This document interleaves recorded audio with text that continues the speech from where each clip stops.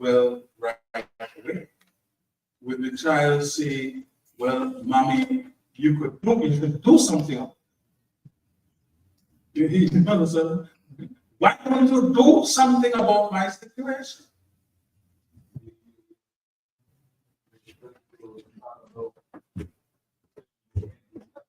Right. Right. That's right. That's right.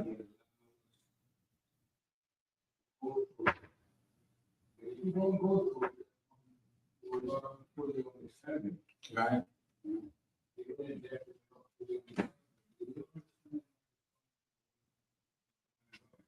Right. Job, divine answers for human question. Job, question. Mortal, born of women, are of a few days and full of trouble. Why do the wicked live on, growing old and increase in power? Right? Answer.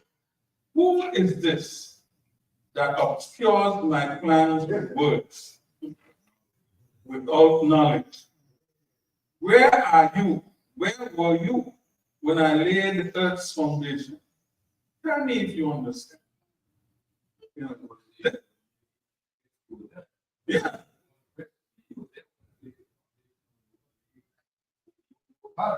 These things you don't understand. Yeah. Right.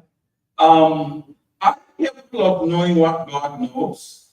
Can you hold God accountable for things we don't know? Are you capable of handling evil and its consequence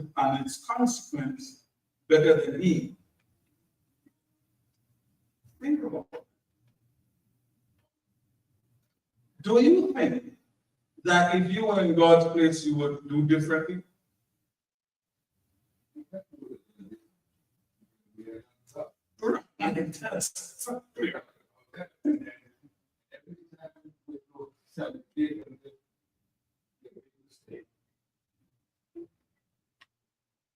So, the best way to handle these thoughts is to convince ourselves that God knows everything and He always does what is right. And what is best. Always. Yes, brother.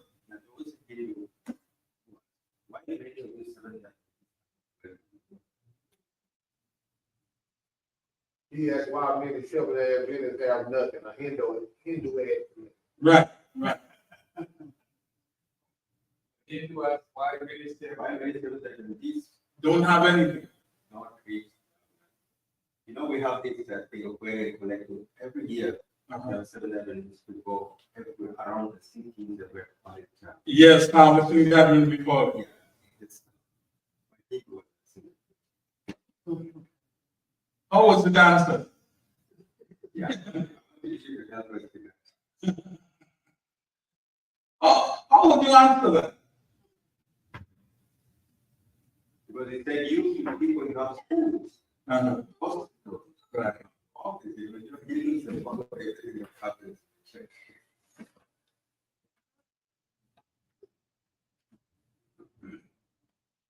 One way that you can answer that is okay. So are you suggesting that Hindus are better off than Seventh-day Adventists? Why they have everything? And then the answer to that, to answer whatever answer you give says, well, I know of some Hindus who are struggling worse than others. How do you explain that? I think you have to explain to that person that person has to see you will Right. perhaps looking at study with Christ. The creator who has everything is in the world where you have nothing. Right. Why? He seems to save us. That everything belongs to him. Right. Yet we have nothing. Right. So when we extend this to him in that perspective, he will see that you being a follower of Christ, either it may seem to you that we have nothing, everything is ours. Right. That is hard for people to understand. Yes. Another way to look at it is they can seem to have nothing, but we are rich in God. As we're being rich in Him, we have everything we need. And if we have everything we need and we willingly share with those who have nothing, it may seem like we have little, but we still have a lot. Right. That question was supposed to be yesterday in a certain type of way Mhm. in front of Simon. Simon was in the truck with me, and when Trina walked up to me with a ring on, and she said, "What did you?" She knew that I had got a sister yesterday, and it was just a flower and balloon, and she got a big ring, so she said, "What did you give us?" This a lot of games. What? That's what she said. Simon was in the car with me.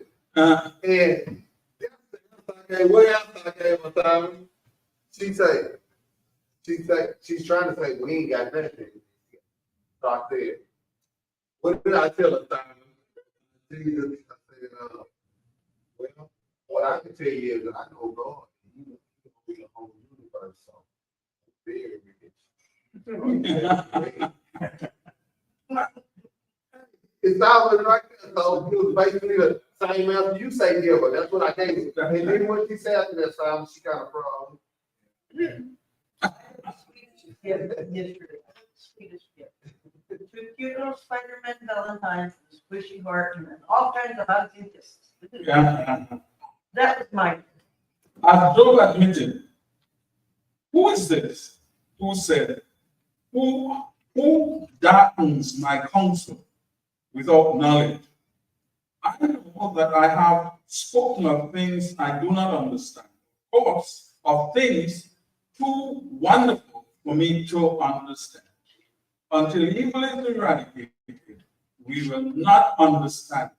We must trust in divine goodness, as it says in Job 22:3. You ask, who is this that obscures my plans without knowledge? Surely I is too wonderful for me to know. Okay.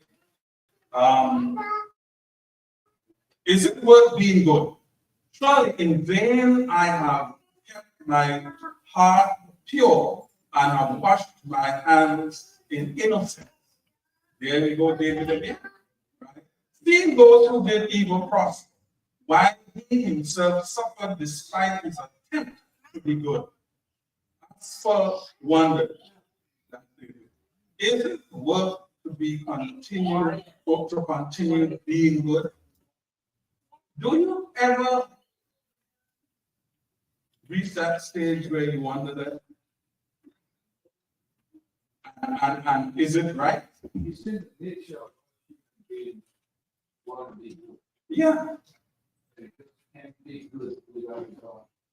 And without Jesus saving us, no one will be good. Tendency is, you know, evil. We want to lead. We want to be good. We want to be good.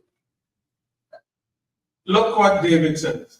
I was senseless and ignorant. I was a brute beast before you. Yet I am always with you. You hold me to my right hand. Hold me by my right hand. You guide me with your counsel. And afterwards you will take me into glory. Whom have I in heaven but you? And earth has nothing I desire besides you. My flesh and my heart may fail, but God is the strength of my heart and my portion forever. Those who are far from you will perish. You destroy all who are unfaithful to you. But as for me, it is good to be near God. I have made the sovereign Lord my refuge. I will tell of all his good deeds. Right? So David was admitting that yes, he doesn't understand, but that does not deter him from holding on to the Lord. Amen. When you are walking down the street, you only see what's around you, but have a helicopter, you can see what's happening on all adjacent streets. What's the best perspective when deciding which direction to go? And I could talk about that because every now and then I think ahead of the GPS, right? Because I think I know, right? And I end up in the wrong way. Like I was coming back the other day, and there was a lot of traffic on I-10. I looked at the traffic, and I said, but this doesn't look like a lot of traffic to me. And the GPS keep telling me, take the side road, right? Coming down I-10, right? Take the side road. And so I continued for a little while and realized I was in the traffic, and there was another exit, and it kept saying, take the side road, take the side road. I took the side road, and I passed about 2 miles of traffic. What seemed to me to be right, was wrong. But the GPS is up there. The GPS is up there, so it sees everything. Right? And so we need to understand that God sees everything. Not only does he see everything, he knows it. So if he directs us in a certain way, why question? Let him lead. Let him lead in his way, right? When Asa looked out from the perspective revealed in the sanctuary, he exclaimed, I am so foolish that I did not understand. You have guided me according to your counsel, and after you will receive me into glory. Amen. It is good to draw near to God. It pays to continue being good. Amen. Let's look at it from the divine perspective now, right? Evil and love and freedom. But if serving the Lord seems undesirable to you, then choose yourself this day whom you will serve.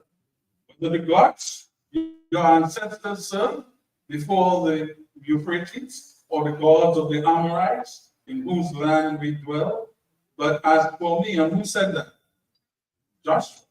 As for me and my house, we will serve the Lord. Are we willing to see that? Did God create evil? Certainly not. God is love. Evil is the opposite of love. So God could not have created evil. The being in whom evil arose was perfect when it was created. Therefore, there was no evil in it.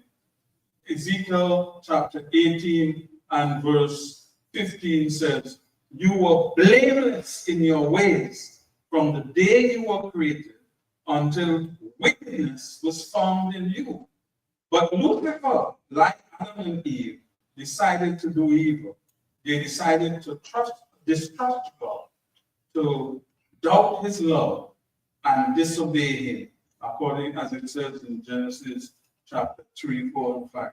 You will not certainly die, the serpent said to the woman, for God knows that when you eat from it, your eyes will be what? Opened, and you will be like God, knowing good and evil.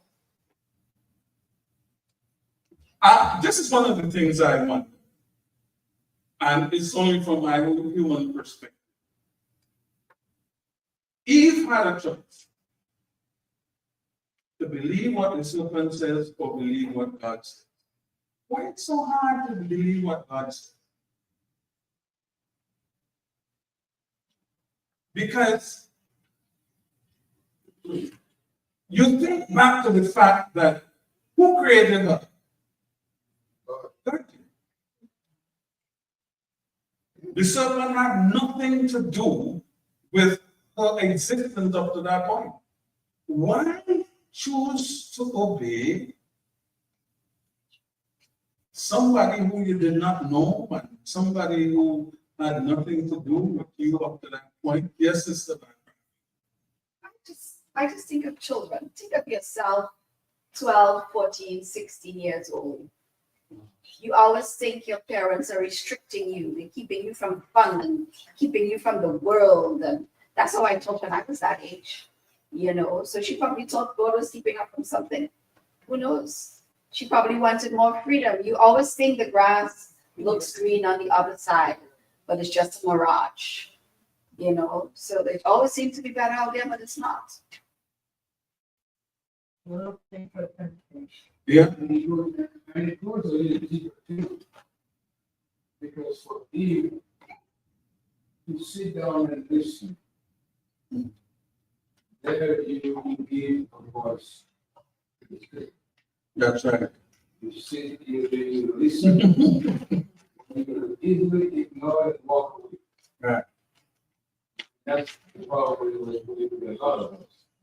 You know, there's a school of thought which some scholars disagree with. And that is that Eve left the side of her husband and walked away by herself. Right? And that was the opportunity that the devil seized upon.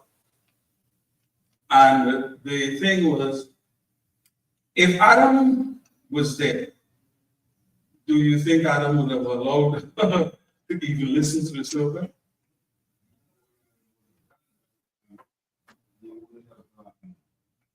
I don't believe. Not right.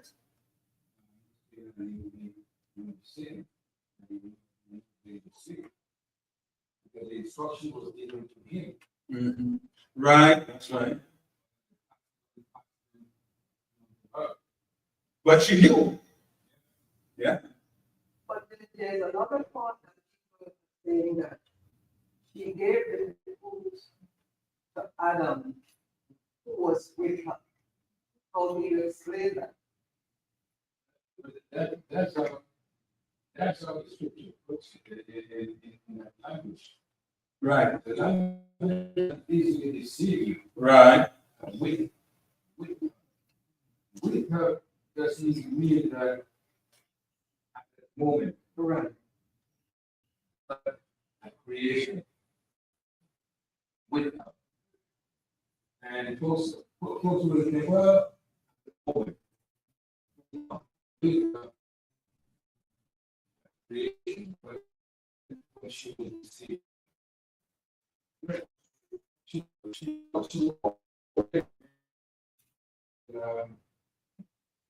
And not just walk away from him. If you're walking away, may not be a problem, but go away. Because God really the tree, which he found himself there. And I read it. Yeah. I don't know that he was the teacher. Yes, he chose Eve. Yeah. Eve chose the apple, but Adam chose Eve. You can't Oh, He he just wasn't obeyed. deceived. He just obeyed. not see Adam immediately knew what was the consequence. Yeah. Because again, remember, he's the one who got the instruction, right? So just as much as if he was there, he might have seen a different outcome. But the fact is that he knew exactly what he was doing, right? And he decided to choose the woman instead of God. Although, you know, there's an argument to that, and that is that that place within him so much love for the woman, right? That just had to. Think about it, in every area of our life.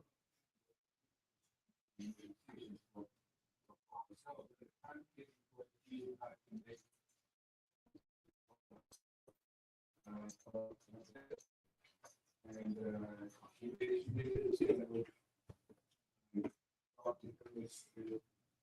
well. So it is important. That's what God allows us, the freedom of choice that we have. That's right. You come on a path where you have to make a decision, and the stronger person or somebody that have to be with you to make a decision. You reach a point where you know enough now to make the right decision, and you are on your own now to, because that's our children when they leave home. They receive our guidance and everything that the Lord allows.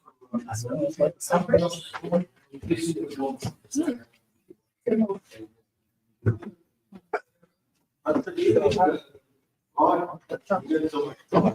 If you don't have one. It's too serious. I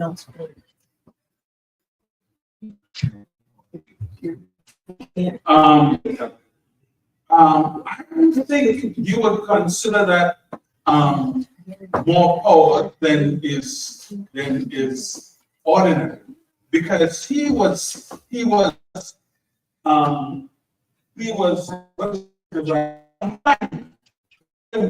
place.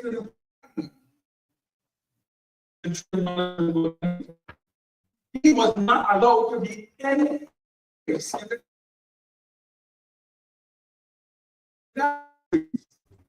Right?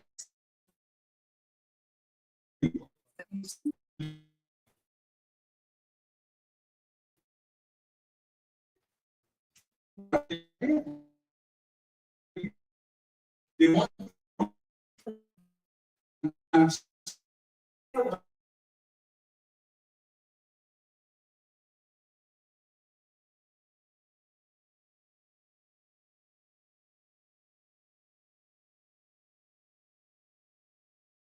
that's what I'm saying, right?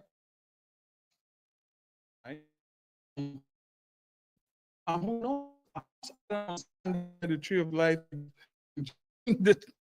what you like. So it's all and that it's gonna eventually it's gonna be whatever revolution is, there shall be